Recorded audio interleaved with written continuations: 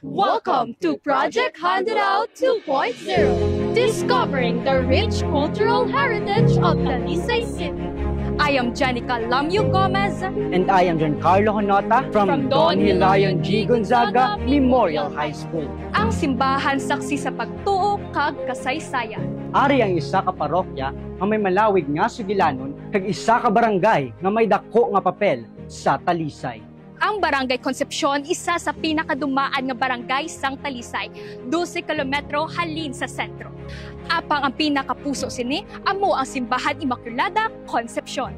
Sang una, minuluan ni siya. Nag-abot na sila nga mga misyonero, amo ni nga na ginbutang ni siya o kung gingalanan ni siya nga Barangay Concepcion tungod sang patron saint nga Immaculate Concepcion.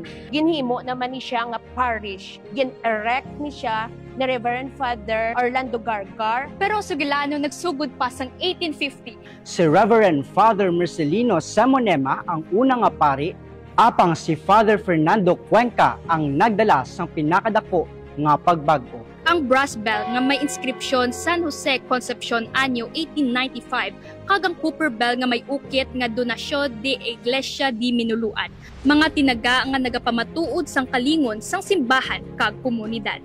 Ang kasaysayan sang parokya kag Barangay Concepcion di lamang panumdum sang nagligad kundi pamatuod sang kabakod sang pagtuo.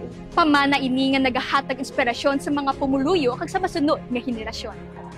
Ari kami, kabahin sang kasaysayan, Kabahin sang pagtuo, o kabahin sang pamana na hindi malimutan.